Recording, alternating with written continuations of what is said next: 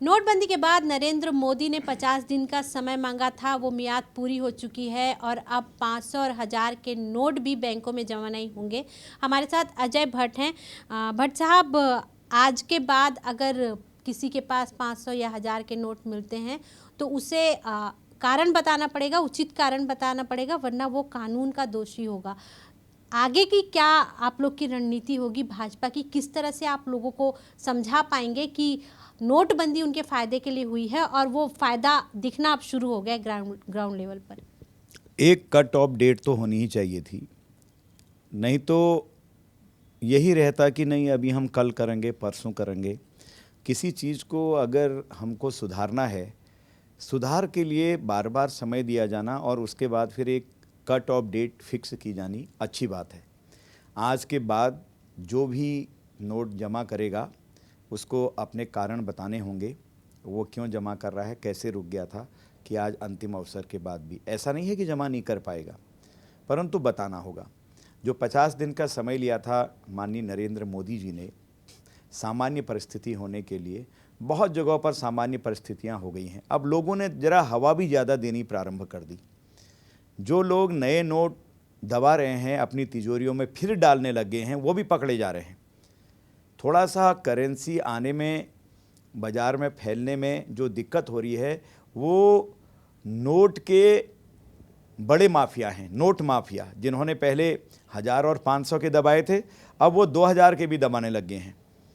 वो निकल रहा है, संघर्ष होता है, अच्छे काम में संघर्ष होता है, परंतु बहुत राहत मिल गई है। कई जगह भीड़ कम हो गई है, सारी जगह लगभग भीड़ कम हो गई है। मुझे रामनगर एक शहर है, जिम कॉर्बेट पार्क का बड़ा शहर है, वहाँ के लोगों ने बताया कि हमें तो नोटबंदी में भी कोई परेशानी नहीं आई आज तक, न लाइन लगानी पड़ी, नॉर्मल चल रहा है यहाँ शहर में। अब कुछ लोग अफरा तफरी कर दे रहे, नमक नहीं है कहा तो बोरे के बोरे खरीद लिए लोगों ने। नोट का कहा बंदी हो गई।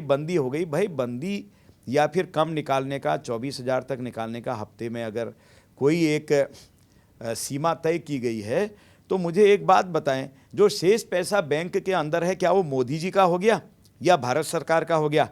आप ही का तो है। जब तक अच्छी तरह से सब जगह पैसा फैल नहीं जाता है, एक लिमिट तय करी है। और वैसे भी एक हफ्ते में आप 24,000 का क्या खर्चा कर लोगे?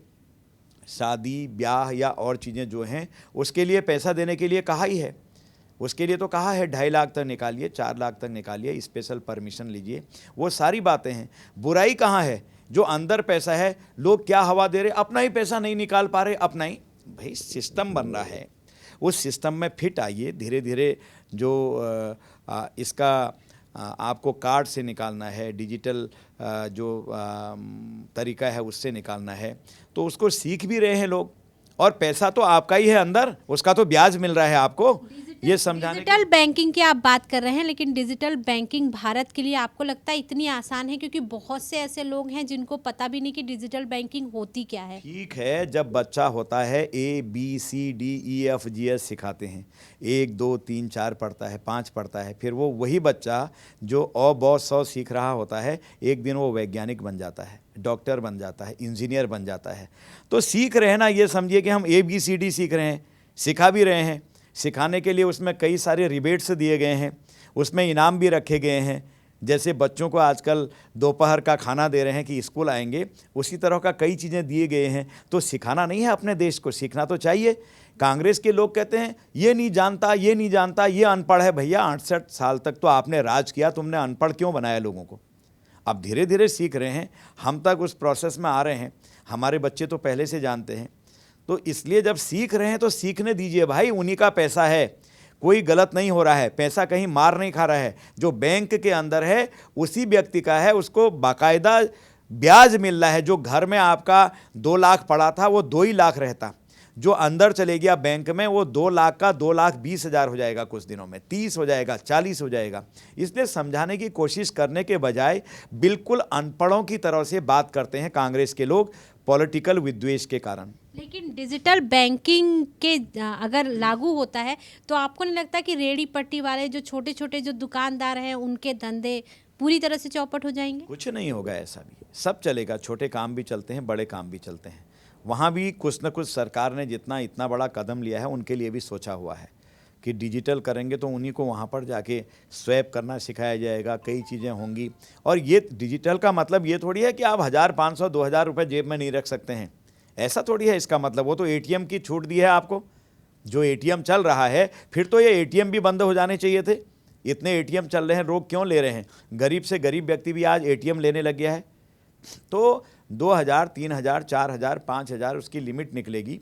अभी तो 2, 2.5, 3000 लिमिट जो है वो तो निकल ही रहा है पर डे का, उसमें क्या दिक्कत है? तो साफ है 500 और 1000 के नोट आज बंद हो गए हैं और उसके बाद अब अर्थव्यवस्था क्या मोड़ लेगी और नरेंद्र मोदी की तरफ से जो घोषणाएं होनी है वो कौन सी होंगी ये देखना होगा। लेकिन फिलहाल आप 500 और 1000 के नोट नहीं रख सकते। कैमरा पर्सन धर्मेंद्र के साथ नीलम शुक्ला, देवांगन, दिल्ली।